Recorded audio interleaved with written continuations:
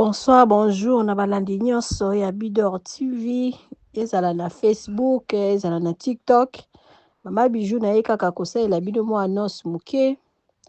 Soki ozosalisa feti na yo ya anniversaire, okoki kokontakte biso, tosalaka pe traiteur.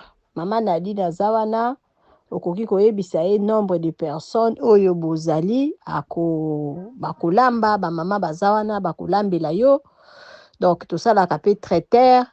Et puis, bozomona mbisi wana ya munene, mingi tosalaka yango kaka sur commande. Olingo lia poisson ya boye, contacte biso na numéro ozomona wana, contacte biso, sala commande ya mbisi na yo, okozala jamais dessus. Ozana anniversaire, olingo fete pa na biso. Anniversaire moko ya 10 personnes. Contacte Mama Bijou, tokobongisela bino place, poko ya ko fete anniversaire. Tozosalela bino mwasa de fête mukie na 3e niveau, mais nanu projet wana esilité. Pour le moment, toza na capacité ya mwa anniversaire ya 10 personnes. Ekoki nango kosala mata 20, mais pona kozala étouffé te mwa 10 personnes.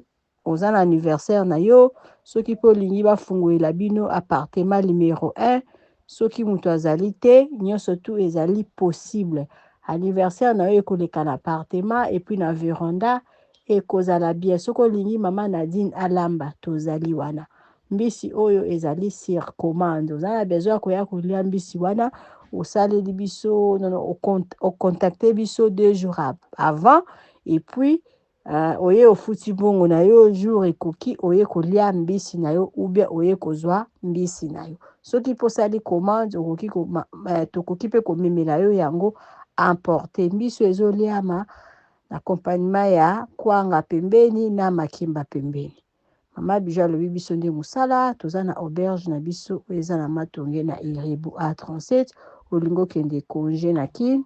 Toza na place kaka moko ya kovanda, auberge na biso eza wana pona ba séjour na bino. Toza na ba chambre à partir ya $15 seulement. Kokende ti na chambre salon cuisine, toza na moko ya $35, moko ya $40. 2 chambres salon cuisine pe ezali epa na biso babanga la prix kana mbongo oyo oza nango yaka solola topesa yo esika. Donc restaurant na biso donc eza wana tolambaka malewa ya kitoko, yaka olia epa na biso ata ozolala epa na biso te okozala jamais dessus. Merci.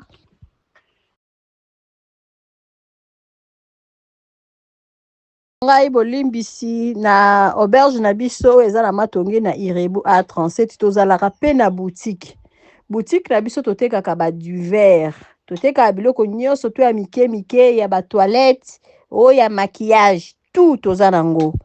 Et puis tozalaka na ba chaussures, tozalaka na ba sac, tozalaka na biloko ya basi na biloko ya bana mibali. Soki okei na yo congé na kino omemaki ba cadeau na yo mingi te, ko se déranger te, biso toza na biloko oyo okoki kosomba opesi pe batu ba cadeau. Et puis lisusu nini, ata mutu oza na poto, olingi otinda mutu na ona kini azwa cadeau, olobi te eloko moko moyena frete yango eza te, benga Mama Bijou, tinda mutu na ona boutique azwa eloko opesa Mama Bijou mbongo na poto. Okendeki na yo pe congé na kin obosanaki biloko na ona poto, ko se déranger te, kende na boutique na biso ba biloko ya mike o ya poto ya original ya Allemagne, ezala ba mafuta kopakola, ba savon, nyonso tout osalaka nango, ba parfum. Donc ozala bezo tindela mutu eloko. Oboyi na yo makambo ya fret kobanga te, Mama Bijou azali, tinda mutu na ona boutique azwa biloko bosolola na Mama Bijou na poto. Boutique na biso toza na expérience ya boutique, ça fait au moins 20 ans toteka biloko ya boutique. Donc biso nde makambo tozala na ba pirate te, biso toteka biloko ya original ya poto na poto. Contactez biso okozala jamais dessus. Merci.